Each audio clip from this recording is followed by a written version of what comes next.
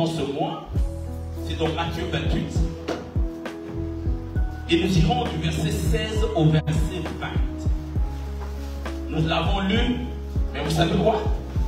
Chaque fois que vous lisez la parole de Dieu, il y a une nouvelle révélation. Amen. Amen. Dieu va encore nous revenir, nous bénir encore cet après-midi. Dans Matthieu 28, du verset 16 au verset 20.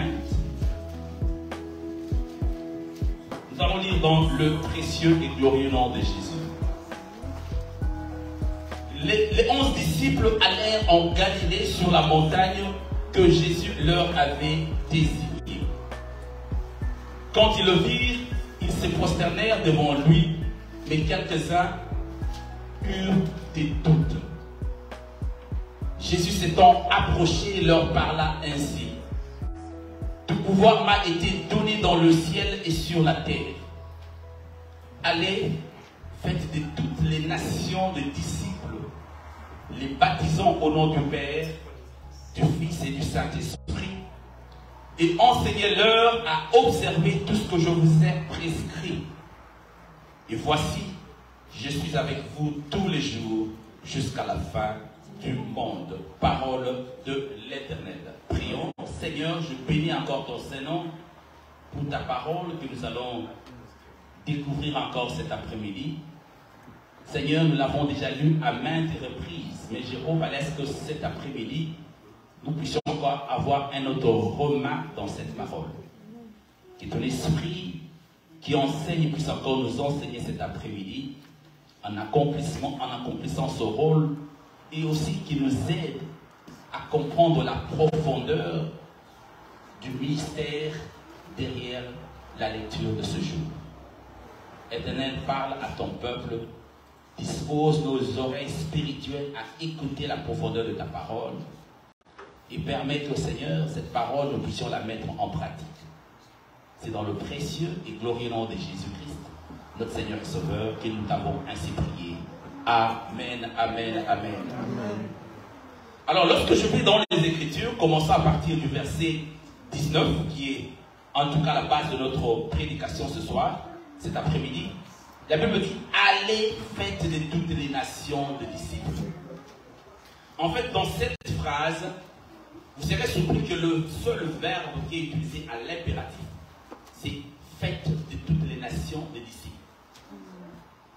C'est vrai, quelqu'un me dira « mais allez aussi, il a l'impératif ». Mais aller n'est pas utilisé dans le sens impératif ici. Dans ce sens ici, aller est utilisé comme une activité continue. En d'autres termes, on pourrait dire, pendant que vous avancez, plus vous allez, continuons, faites de toutes les nations des disciples.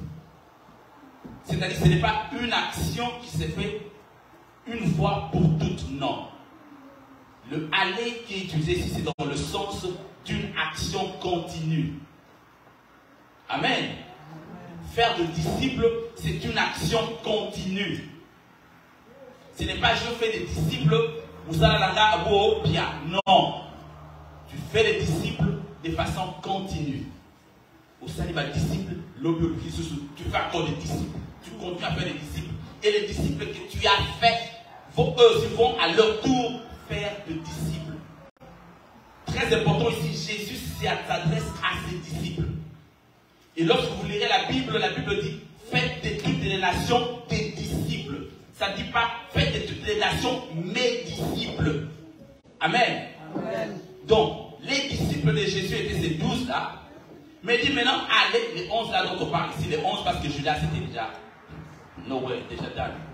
Alors, ici, quand la Bible dit, Jésus dit, faites de toutes les nations des disciples, comme vous, mais ressemblants. Amen, amen. Amen. Alors, c'est très important ici. Déjà, utiliser le verbe à l'impératif, comme nous l'avons dit, c'est un verbe de commande. Nous sommes appelés, nous sommes commandés à faire de toutes les nations des disciples. Et le travail a commencé hier. Il faut retenir que Jésus ne dit pas aller et évangéliser. L'évangélisation, ce n'est pas faire des disciples. L'évangélisation, c'est un processus. C'est la première étape dans le fait de faire des disciples. C'est pourquoi notre thème de cet après-midi, c'est évangéliser pour faire des disciples. Pour faire des disciples, nous commençons d'abord par évangéliser. Et l'évangile n'est rien d'autre que la bonne nouvelle. La bonne nouvelle de Jésus-Christ ressuscité. La bonne nouvelle du salut. C'est le début dans ce processus de faire des disciples. Amen, amen, amen. Amen. Alors les bien-aimés qui étaient dehors, pour nous surtout à la jeunesse était à 100% représentée. Je ne sais pas combien de %, 99%. Mais toute la jeunesse était là. Amen, amen. Amen, amen, amen. Il y a eu aussi des papas. Les papas aussi étaient représentés. Et une maman a représenté les mamans. Alors ce n'est pas fini. Nous aurons encore d'évangélisation, des campagnes d'évangélisation. Ma prière et la prière, je crois, l'équipe pastorale est en accord avec moi. Notre prière est que la prochaine fois que toute l'église soit dehors pour évangéliser. La jeunesse a fait sa part. Mais nous voulons que toute l'église soit cette œuvre-là. Alors l'évangélisation, c'est le premier élément. Et Jésus ne nous appelle pas à évangéliser. C'est clair ici, Jésus dit, allez faire de toutes les nations les disciples.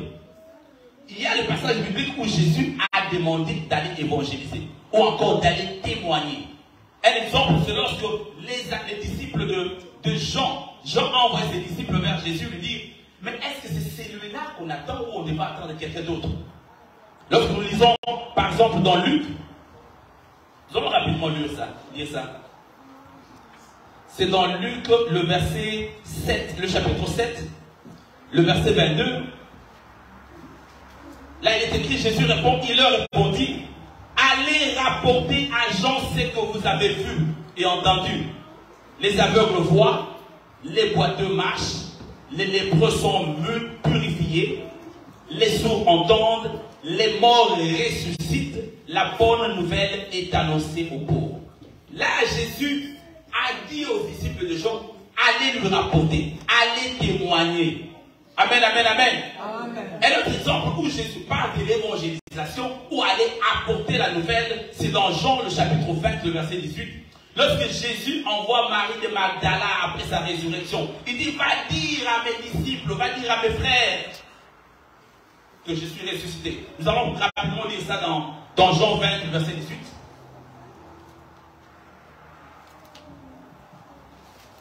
Quelqu'un qui a la parole déjà peut le lire pour nous, pendant que je cherche aussi. Jean chapitre 20, verset 18. Je crois moi je l'ai trouvé. Encore. Ok, je vais lire. Merci beaucoup, pasteur. Marie de Magdala alla annoncer aux disciples qu'elle avait vu le Seigneur et qui lui avait dit ces choses. Amen. Amen. Marie est allée suite à la demande, à la recommandation de Jésus, va dire à mes frères. Mais ici, dans la grande commission, Jésus ne dit pas allez évangéliser, mais il dit allez, faites de toutes les nations des disciples. Alors, quelques points importants, nous allons souligner cet après-midi. Le premier élément que je voudrais souligner, c'est que nous sommes investis de l'autorité du Christ et de la promesse de sa présence. Nous avons tout ce dont nous avons besoin pour l'œuvre de l'Éternel. Vous remarquerez à partir du verset 18, Jésus commence d'abord par proclamer son autorité. Jésus dit, la Bible dit, tout pouvoir m'a été donné dans le ciel et sur la terre. Il commence par lever l'équivoque. Il commence d'abord par proclamer son pouvoir et son autorité. Peut-être qu'il y avait des questions parmi les disciples, mais il veut d'abord clarifier les choses.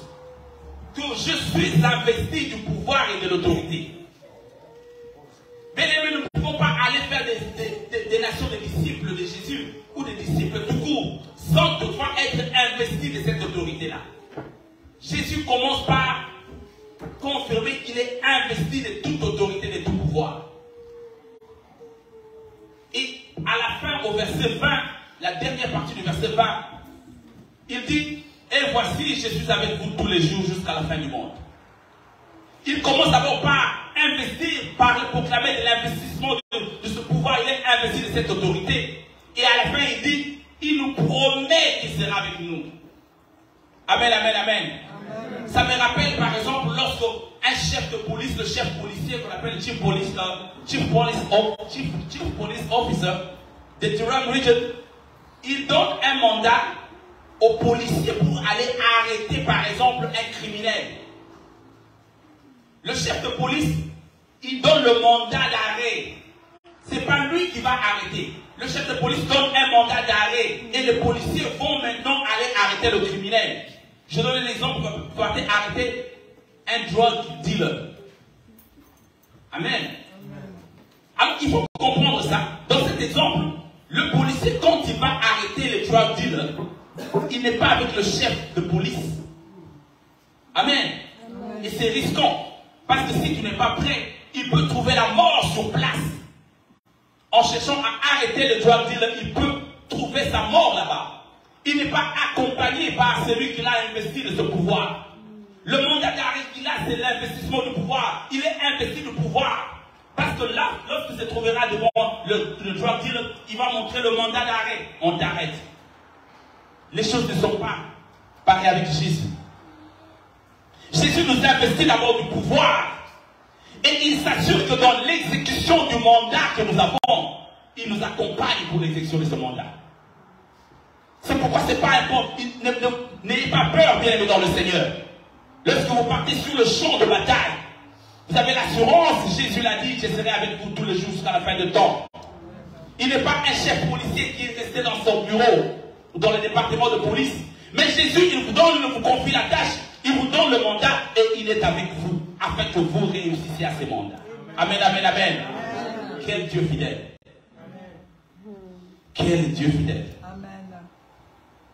Alors, la proclamation et la promesse, c'est comme les extrémités de cette commission, la grande commission. Je vous ai investi de pouvoir et de l'autorité, et je serai avec vous tous les jours jusqu'à la fin de temps. Alors, allez et faites de toutes les nations des disciples. Voilà comment Jésus explique cette histoire. Vous avez le pouvoir. Hier, lorsque nous préparions pour aller à l'évangélisation, j'ai dit à tout le monde qui était là, nous avons dit, Dieu nous a investi d'un pouvoir. N'ayons pas peur. Vous allez rencontrer les musulmans. J'étais avec frère Esli. Nous avons rencontré des musulmans et des sikhs. Quelqu'un dit, oh, I'm a Muslim. Et la personne a dit, alors Jesus is a prophet. J'ai dit, non, Jesus is God. He's the son of God and is God. Où est Esli? Là, il me témoigne ça. Alors, le gars a dit, I know Jesus is our prophet. I know Jesus is God. He's the son of God. N'ayez pas peur parce que vous êtes investi de ce pouvoir.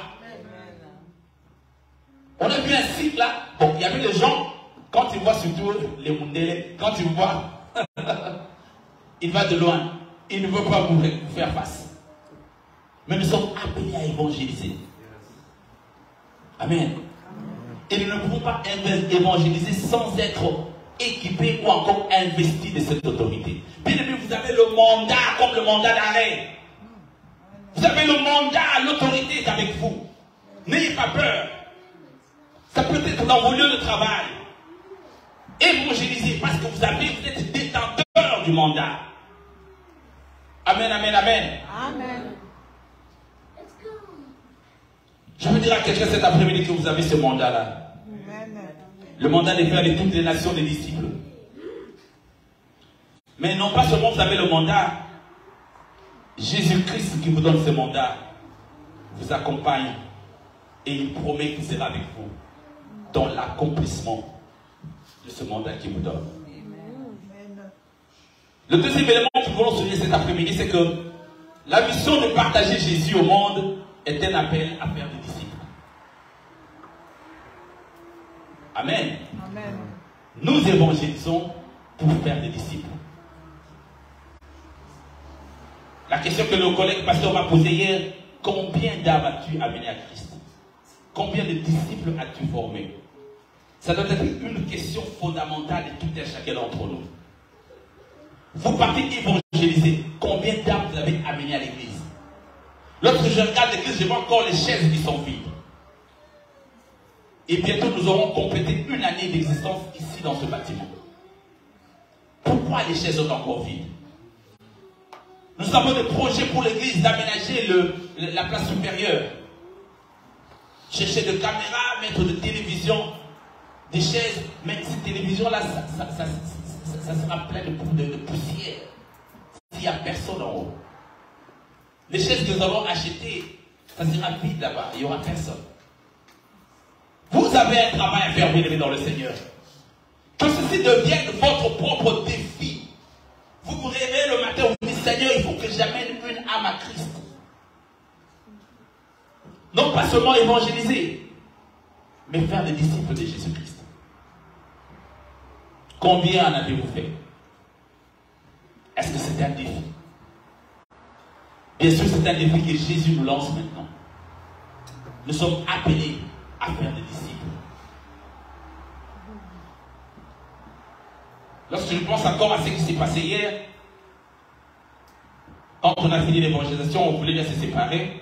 On a vu un monsieur qui est venu avec un gros verre là de vin.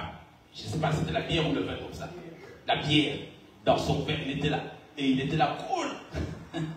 Il nous parlait, il posait des questions. Oh, vous êtes l'église. Oh, j'ai vu le trou. On dit, oh, tu as vu le trou, la porte était ouverte. Il dit, I'm a drummer. On a commencé à parler. Bien-aimé, ce qui nous fait souvent les chrétiens, notre mal, c'est que nous sommes pressés à juger. Et notre attitude de juger fait que l'ennemi prend de réserve. C'est que les païens prennent de réserve. Il y a un groupe qui a témoigné hier lorsqu'on faisait le briefing. Ils ont vu, ils ont rencontré quelqu'un qui était gay, je crois. Et la personne a dit, non, moi, vous là, je ne viens pas parce que vous nous chassez déjà. Vous ne nous aimez pas, vous avez votre position déjà. Mais dans le Seigneur, ne jugeons pas. Notre travail, ce n'est pas de juger. Lorsque nous partons évangéliser, nous ne partons pas juger. Nous partons apporter la bonne nouvelle de salut à quelqu'un qui est perdu. Nous ne pouvons pas parler de Dieu amour si nous-mêmes nous ne répétons pas l'amour. Amen. Amen. On ne peut pas parler de l'amour si nous-mêmes nous ne répétons pas cet amour. Dieu est invisible, Jésus est invisible. Les païens voient Dieu, Jésus à partir de nous. Nous devons être l'image, le reflet de l'amour de Jésus. Amen. Amen. Lorsque la parole de Dieu déclare, ils l'ont vaincu à cause du sang de l'agneau et de la parole de leur témoignage. Ce n'est pas la parole en parlant. Est-ce que les témoignages de toi, qu'est-ce qu'ils disent? Lorsqu'on parle de ton témoignage, est-ce que ton témoignage parle? Jésus a dit aux disciples des gens, allez lui raconter. Les malades ceci, les aveugles ceci, les miracles se produisent, les morts ressuscitent. C'est ça le témoignage. Quel est ton témoignage, bien-aimé dans le Seigneur? Est-ce que ton témoignage parle? Bon, il parle de façon positive ou négative. Et ton témoignage parle de façon positive. Ah, ce roi-là. Oh, matongi na matongi. Voilà ton témoignage, c'est qu'il dit. Frère Wana, on a qu'à l'église pour du frère. C'est ça ton témoignage. Est-ce que ton témoignage reflète l'amour de Dieu? Oh, et quand je dis, oh non, non, non. Lui là, non, non, on va passer dans ça. Il est pas ça. Amen, amen, évangéliste. C'est ça. Il faut que notre témoignage parle. Que notre témoignage soit un évangile à lui-même pour amener les âmes à Christ.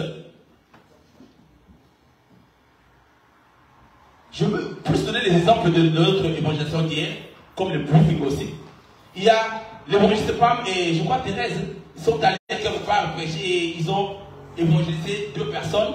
Et puis, quand elles marchaient un peu plus loin, elles ont vu 2 autres qui s'est bagarré. Enoch avec Enoch, voilà. Avec Jésus.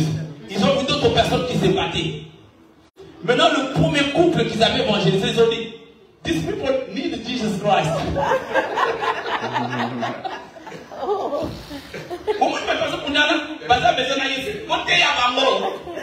Amen. Oh, c'était amusant, c'était vraiment une bénédiction. Déjà, on vous voit, oh, Bawana, ce sont les disciples de Jésus qui puissent contaminer les autres avec cet amour. Quelque chose que Pierre n'a pas pu faire lorsqu'il avait nié Jésus.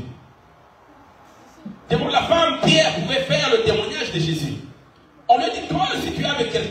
La femme a fait le témoignage, elle dit, tu étais aussi avec eux. Tu parles comme ta façon de te comporter comme ces gens-là. Pierre a dit, Maya Gagné. Quel est ton témoignage? Alors la mission de partager Jésus au monde est un appel à faire de disciples. Nous n'avons pas la mission juste d'aller évangéliser, mais plus encore de faire les disciples. Comme nous l'avons dit, l'évangélisation, c'est le début de la grande commission. Et quand vous lisez la Bible, elle dit, allez et faites de toutes les nations des disciples. Pour faire des nations des disciples, on commence d'abord par l'évangélisation. Mais ce n'est pas ça, faire des nations des disciples. C'est pourquoi il est important de faire un suivi. D'inviter ces membres-là, les personnes qui ont accepté Jésus, de venir à Christ. Les inviter, les enseigner. Amen, amen, amen. Amen. Le troisième élément que nous voulons parler cet après-midi, c'est que le baptême, c'est le premier acte d'obéissance à Jésus. Là, je veux lancer un défi à une sœur, à un frère qui vient à l'église. Tu as accepté Jésus-Christ comme ton Seigneur et Sauveur, mais tu n'es pas encore baptisé. L'obéissance, le premier acte d'obéissance à Jésus, c'est le baptême. Quand tu l'acceptes comme ton Seigneur et Sauveur, la prochaine étape, c'est d'être baptisé. Et la Bible qui est notre code de conduite, nous verrons ici. Nous verrons que des gens venaient à Christ lorsque les gens acceptaient Jésus-Christ dans la foi. La première étape dans leur obéissance était d'être baptisés. Plusieurs fois dans le livre des Actes des Apôtres, nous le verrons. Par exemple, dans Actes, le chapitre 2, le verset 38. Le jour de la Pentecôte, après que le message de Pierre était bien reçu, alors les gens lui demandaient, que ferons-nous? Au verset 38, la Bible dit, Pierre leur dit, répentez-vous et que chacun de vous soit baptisé au nom de Jésus-Christ pour le pardon de vos péchés et pour vous recevrez le don du Saint-Esprit. Lorsque vous acceptez Jésus dans votre vie, nous passons avec l'évangélisation. La personne accepte Christ. La prochaine étape, c'est le baptême. C'est pourquoi si vous avez déjà accepté Christ et que vous n'êtes pas baptisé, rencontrez Pasteur Camille, parlez avec lui. C'est un signe d'obéissance. Amen. C'est un acte d'obéissance à Jésus.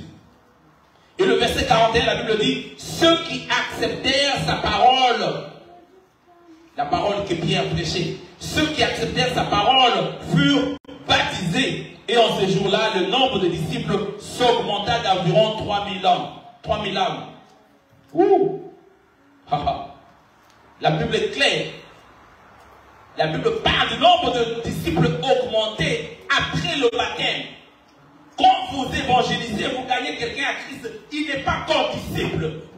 Vous passez par l'évangélisation, vous lui parlez de l'amour de Jésus. La personne accepte Jésus comme son Seigneur et Sauveur. Il passe par le baptême et alors il devient disciple de Jésus. C'est pourquoi la Bible dit, ceux qui acceptèrent sa parole, ils furent baptisés. Ils n'étaient pas encore des disciples. Et en ces jours-là, le nombre de disciples augmenta d'environ 3000 âmes. Ces gens qui avaient accepté la parole de Jésus, la parole que Pierre prêchait, ils ont donné leur vie à Jésus-Christ. Ils sont baptisés. Et par après, ils sont devenus les disciples de Jésus. Amen, amen, amen.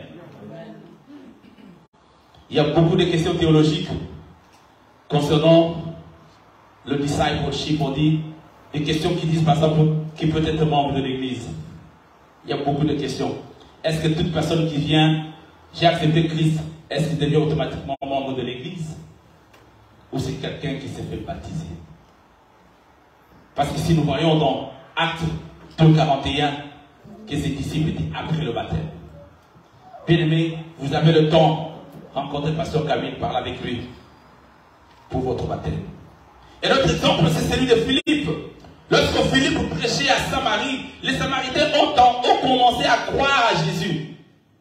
Et dans Actes chapitre 8, du verset 13 au verset 12, du verset 12 au verset 13, la Bible dit, mais quand ils eurent cru à Philippe, qui leur annonçait la bonne nouvelle du royaume de Dieu et du nom de Jésus-Christ, hommes et femmes se firent baptiser. La première étape, c'est ce que nous avions fait hier. Et nous allons continuer à faire ça. Évangéliser. Ça veut dire apporter, annoncer la bonne nouvelle de Jésus-Christ. Amen. Amen. Et pendant que vous annoncez cette bonne nouvelle, vous pouvez aussi, là-dedans, lancer aussi votre propre témoignage. Parce que c'est dans l'évangélisation. Vous témoignez. C'est que Jésus a fait dans ta vie. La personne accepte Jésus-Christ. Prochaine étape, vous l'amenez à l'église. Papa, Zoama tout. Vous le baptisez. C'est pas tout le monde qui va le baptiser. Quand je dis l'église va le baptiser. Le pasteur va baptiser cette personne. Alors ici on dit, ces hommes et femmes se firent baptiser. Nous dirons aussi, lorsqu'on nous a parlé la semaine passée, Philippe, quand il a rencontré l'eunuque éthiopien, lorsque l'eunuque éthiopien a cru dans Acte 8, verset 36, il était baptisé. La Bible dit, comme ils continuaient leur chemin, ils rencontrèrent de l'eau. Et l'eunuque dit, voici de l'eau, qu'est-ce qui empêche que je sois baptisé? Amen.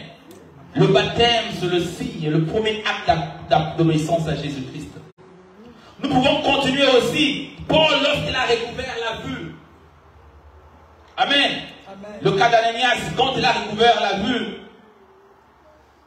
il était baptisé. Dans Acte 9, le verset 18, la Bible dit, au même instant, il tomba de ses yeux comme des écailles et il recouvra la vue. Il se leva et fut baptisé. Bien aimé, le baptême a une importance capitale dans l'œuvre de Dieu. Nous, les enfants de Dieu, nous sommes appelés à être baptisés. Et le baptême dont je parle, je veux souligner très important, c'est le baptême tel que décrit par Jésus, au nom du Père, du Fils et du Saint-Esprit. C'est un baptême par immersion. Vous vous plongez dans l'eau et vous y sortez aussi. Dans Acte 10, le verset 47, le verset 48, un autre exemple du baptême qui a suivi l'acceptation de Jésus-Christ. Là, c'était lorsque Pierre parlait encore dans la maison de Corneille. La Bible dit, peut-on refuser l'eau du baptême à ceux qui ont reçu le Saint-Esprit, aussi bien que nous? Et il ordonna qu'ils fussent baptisés au nom du Seigneur, sur quoi ils les prièrent de rester quelques jours auprès d'eux. Pierre a prêché dans la maison de Corneille. Il a prêché, il a prêché, il a parlé, pendant qu'il prêchait, le Saint-Esprit s'est manifesté. Les gens commencent à parler à langue.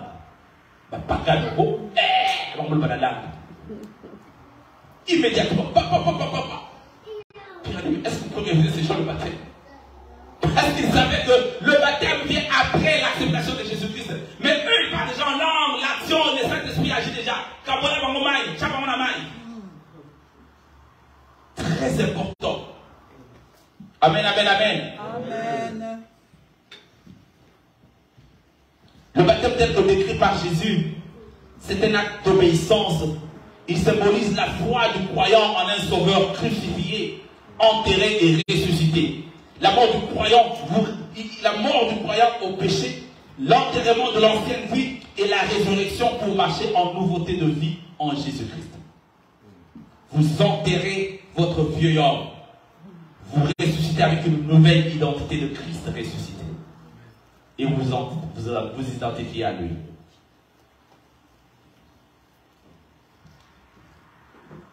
Notez que nous baptisons ceux qui font profession de foi à Jésus-Christ. C'est un élément que je vais souligner aussi. C'est pourquoi nous ne baptisons pas des bébés. Au moins, on a beaucoup d'amis, pasteur, vous baptisez. Nous ne baptisons pas des bébés. Il faut que la personne soit mature et comprendre la décision du baptême. Amen. Amen. Amen. On a un âge là, ça peut faire quel âge? 12, 13 ans, 14 ans? Là, on voit que la personne commence à réfléchir, connaît la décision. C'est un engagement. N'amenez pas les bébés qui ont les enfants de 5 ans, non? Vous baptisez comme un angala qui est dans l'ail. Pour baptiser, il faut que la personne soit consciente de cette décision. Amen. Amen. Bon, si vous voulez aller chez les catholiques, là, on va vous donner l'aspersion sur la tête à un bébé. Mais non, il faut que la personne fasse preuve de maturité. Et l'autre élément, le quatrième élément que je veux souligner cet après-midi, c'est que l'évangélisation est suivie d'un processus de discipulat. Amen, amen, amen. Amen. Le processus de discipulat, c'est-à-dire ce qu'on appelle en anglais discipleship. Le discipulat qui peut être défini comme un processus par lequel nous nous soumettons à l'enseignement du Seigneur à travers l'étude des Écritures. C'est ça l'objectif final de cette grande commission, aller et faire de toutes les nations des disciples. C'est-à-dire, les personnes que vous gagnez à Christ commencent à vivre comme des disciples de Jésus. Ils comprennent la parole de Dieu. Ils sont assoiffés d'être dans les parvis de Jésus, dans les parvis de l'Éternel. Ils vivent une vie qui confesse l'amour et la grandeur de Jésus-Christ. Ce sont là les disciples que Jésus cherche. Dans sa définition plus simple, le discipulat veut seulement dire apprentissage. Nous apprenons au pied de Jésus. Amen, amen, amen. Amen. Un disciple, c'est quelqu'un qui apprend de façon continue. Dieu nous a fait grâce dans ce pays où on étudie même à l'âge de 50 ans. Tu peux aller chercher la scripture, tu commences à étudier.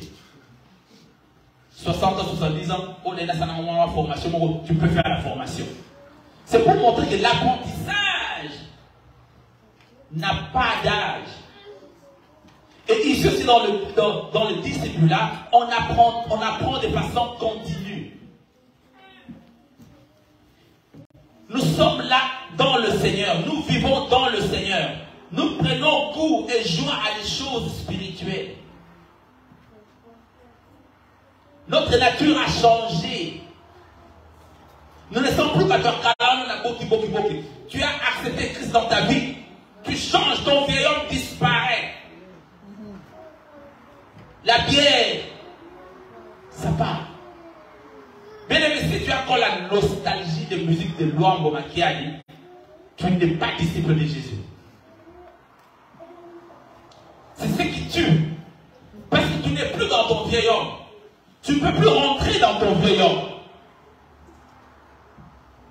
Oh non, ça je le fais juste par nostalgie. Nostalgie. Amen, amen, amen. Amen.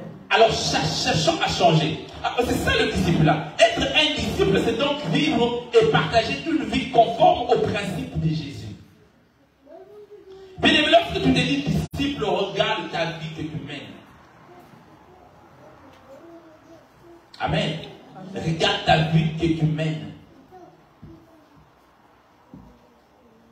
Avant Jésus, tu étais quelqu'un qui aimait les femmes. Mais après Jésus, maintenant, vous savez, Le collègue pasteur avec qui je parlais hier, il m'a dit quelque chose, 3 choses importantes. Il dit, les pasteurs, il y a 3 éléments quand on parle de pasteur. On parle de pasteur, pasteur, il s'habille très bien. J'ai dit, ok, ça c'est bon. Il dit, les pasteurs, ils ont des belles voitures. J'ai dit, ah. Il dit, le 3e élément qu'on parle chez le pasteur, on attend que les pasteurs ont de belles femmes. Il me regarde et dit, bon, il faut que les pasteurs aient de belles femmes.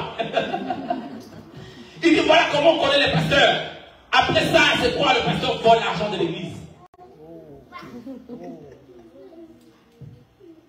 Les 3 éléments qui sont positifs quand on parle de pasteur, ce sont ces éléments. Après ça, le pasteur vole l'argent de l'église. Ah, il m'a besoin, c'est que dans la nord. Est-ce que tu peux te dire disciple de Jésus si tu ne vis pas la vie qui honore Jésus? Le but ultime du christianisme est de se conformer à l'image de Jésus. Amen, amen, amen. Notre but ultime, l'objectif principal after everything has been said and done, c'est de se conformer à l'image de Jésus. C'est le but de ressembler à Jésus. C'est pourquoi quand Jésus dit à ses disciples, faites de toutes les nations des disciples, que tout le monde me ressemble. Ressembler à Jésus. Est-ce que nous ressemblons à Jésus? Est-ce que nous ressemblons à Jésus? C'est pourquoi vous comprenez, c'est vrai que lorsqu'on parle de ressembler à Jésus, nous n'aurons pas nous serons toujours imparfaits. Nous serons toujours imparfaits sur cette terre. Jusqu'au jour où nous serons revêtus des corps incorruptibles. Mais dans notre marche, cherchons à ressembler à Jésus. Dans notre façon d'agir, notre façon de nous comporter, notre témoignage, est-ce que nous ressemblons à Jésus? On peut tomber, on peut avoir des erreurs sur le chemin. On tombe, on se répand, on continue la marche. Voilà un disciple de Jésus. Voilà les personnes que Jésus veut que nous puissions faire. Jésus veut que toutes les nations ressemblent à lui. Et lorsque nous serons transformés, nous serons revêtus de corps incorruptibles. Là, nous serons dans le royaume en train de nous réjouir à côté de notre grand frère Jésus-Christ de Nazareth.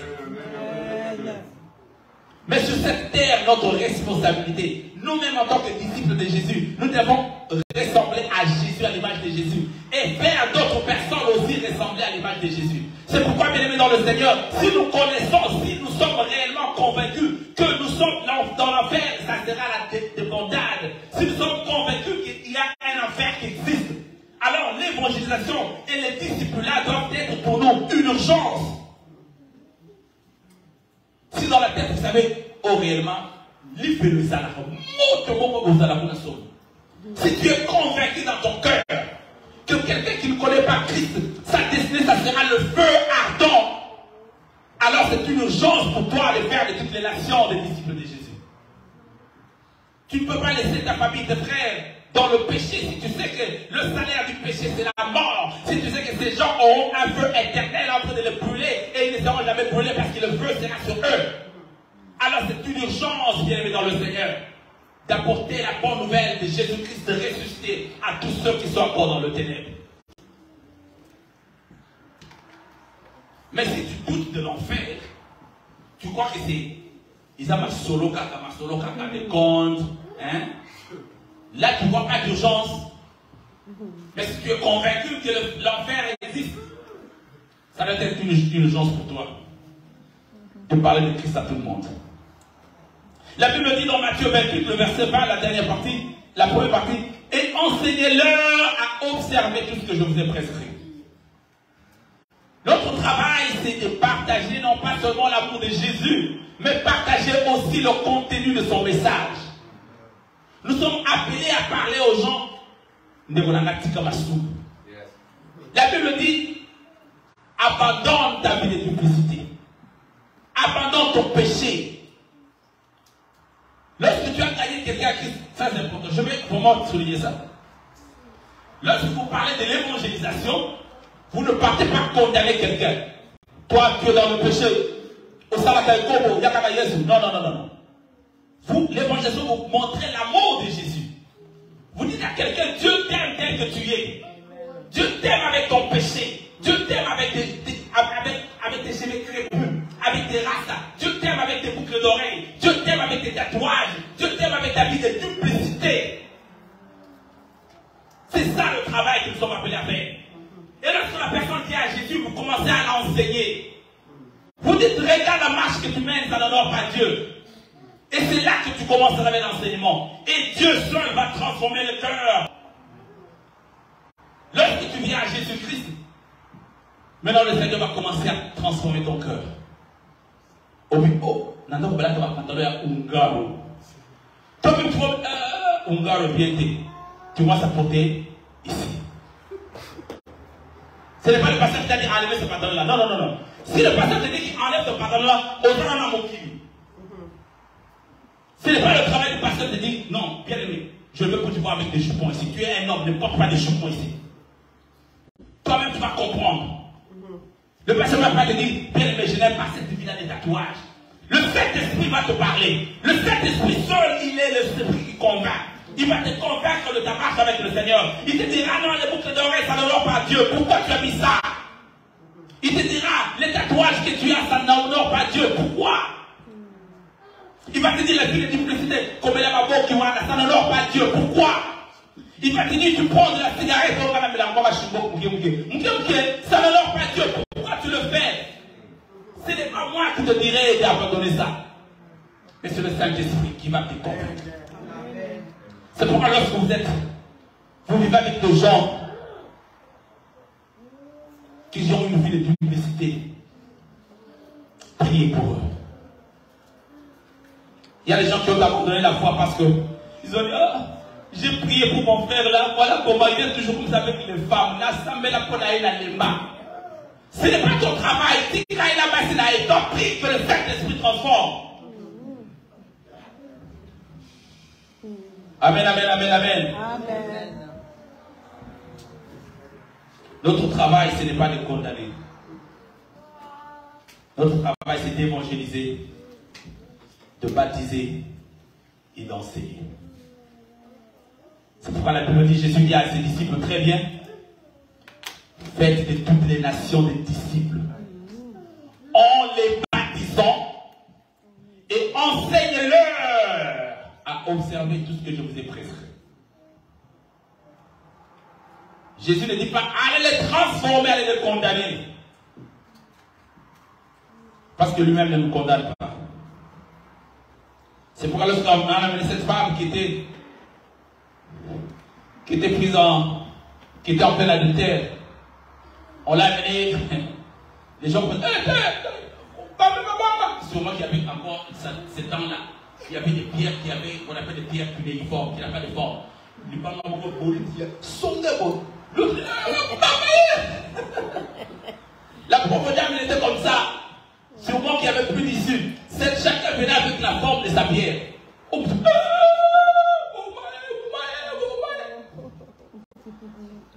Et Jésus a commencé à écrire. On ne sait pas ce qu'il écrivait sur le sol.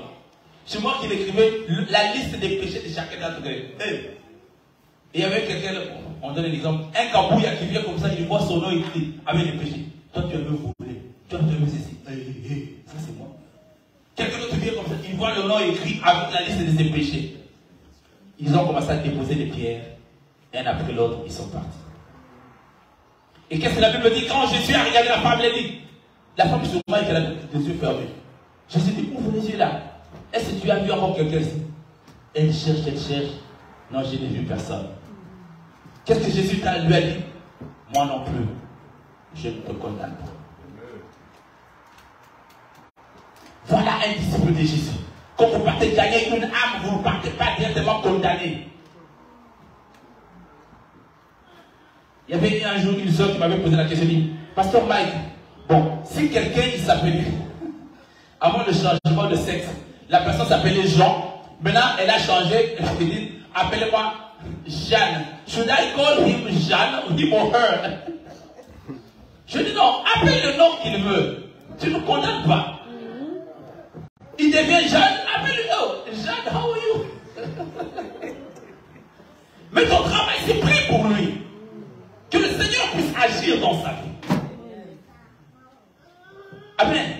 Amen. Mon épouse m'a toujours dit, choose the battle. Choisis ton combat. Surtout quand les enfants m'énervent là. Ils me disent, choose the battle, choisis ton combat. Et c'est très important. Des fois, nous partons chercher des combats qui ne sont pas les nôtres. La Bible dit, à moi la rétribution, à moi la vengeance. Mais des fois, nous partons faire la justice de Jésus. Nous ne sommes pas appelés à faire la justice de Jésus. Nous sommes appelés à faire des nations des disciples, les baptisants et les enseignants.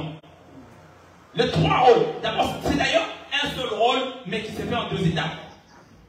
Les disciples, vous le faites en les baptisant et en les enseignant. Amen, amen, amen. Amen. Dans 1 Corinthiens chapitre 15, le verset 51 et au verset 54, la Bible dit, voici, je vous dis un mystère, nous ne mourrons pas tous, mais tous nous serons changés. Et en un instant, en un clin d'œil, à la dernière trompette, la trompette sonnera, et les morts ressusciteront incorruptibles, et nous serons changés, car il faut que ce corps corruptible revête l'incorruptibilité, et que ce corps mortel revête l'immortalité. Lorsque ce corps corruptible aura revêtu l'incorruptibilité et que ce corps mortel aura revêtu l'immortalité, alors s'accomplira la parole qui est écrite, la mort a été engloutie dans la victoire. Nous cherchons à ressembler à Jésus-Christ, mais nous ne sommes pas parfaits. La perfection viendra lorsque nous serons revêtus du corps incorruptible. Amen, amen, amen, amen. Amen. Vous savez, bien aimé, le Seigneur nous a fait grâce dans l'église Maranatha. Et nous avons des journées que nous organisons, nos prières matinales chaque matin. Nous avons le prière chaque matin de lundi à samedi. Pour ceux qui ne se connectent pas, c'est de lundi à samedi. Nous sommes là chaque matin, de 6h à 7h. Nous avons nos réunions d'adoration chaque mardi à partir de 20h.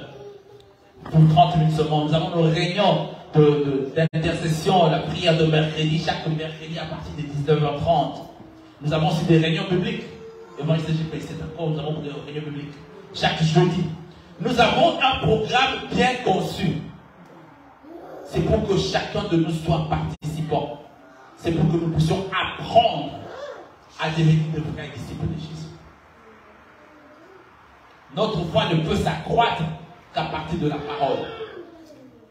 Amen. C'est pourquoi il est écrit, la foi vient de ce que l'on entend, ce qui entend, c'est qui vient de la parole de Dieu. Dans la vie de disciple, il faudra apprendre la parole de Dieu. Nous venons apprendre comment prier. Nous venons apprendre comment marcher dans la crainte de Dieu. Peut-être que vous n'êtes pas encore disciple de Jésus. Vous avez accepté Jésus dans votre vie. Je m'adresse à quelqu'un qui nous suit maintenant. Peut-être que tu as accepté Jésus dans ta vie, mais tu n'es pas encore disciple de Jésus. La première étape, le Seigneur vous dit, il faudra que tu fasses signe d'obéissance à l'acte par le baptême. Tu dois être baptisé bien aimé dans le Seigneur. Et le baptême doit être le baptême par immersion, qui symbolise que tu crucifies ton vieil homme. Le péché, tu le crucifies. Et tu revêts encore la nouvelle identité, la nouvelle vie en Jésus-Christ, en résistant avec lui de la mort. Et après cela, il faut que tu sois enseigné. Pour que tu enseignes, il faut avoir le goût d'être enseigné. Il faut suivre l'enseignement biblique. Bien aimé, l'Internet maintenant nous donne tout. Et des fois, l'Internet commence à nous dévier. Si tu n'es pas encore dans une église, contactez notre site de l'église. Écrivez-nous à ebcmaranatha.11@gmail.com et quelqu'un aura ce message, il va faire un suivi pour toi. Écrivez-nous. Le Seigneur a besoin de vous. Le Seigneur a besoin que nous soyons tous des disciples. Et quand tu deviens disciple, tu ne dois pas t'arrêter à cela. Tu dois aussi former des disciples. Tu dois aussi partager l'amour de Dieu avec quelqu'un d'autre. Comme cette femme samaritaine qui est allée dire dans tout son village qu'il y avait quelqu'un qui savait sa vie. Ça, c'était l'évangélisation. Elle a annoncé la bonne nouvelle que quelqu'un qui était capable de lui dire ce qu'était sa vie. Amen, amen, amen. Nous devons remplir les chaises de l'église. Nous devons remplir l'église. Nous devons gagner au Shawa à Christ. Nous devons gagner durable à Christ. Durable a besoin de vous. Jésus nous donne cette grande commission pour que nous puissions gagner des âmes vers les nations des disciples. Faire durable des disciples. Amen, amen, amen, amen. Amen. Hier c'était le début, mais ce n'est pas la fin. Je vous encourage encore, bien aimé, tenez fort. Nous ne sommes pas seuls dans cette grande commission. Jésus nous investit de cette autorité, mais Jésus aussi va s'assurer que nous accomplissons ce mandat qu'il nous donne. Que la parole du Seigneur soit bénie au nom de Jésus. Amen, amen, amen, amen. Nous allons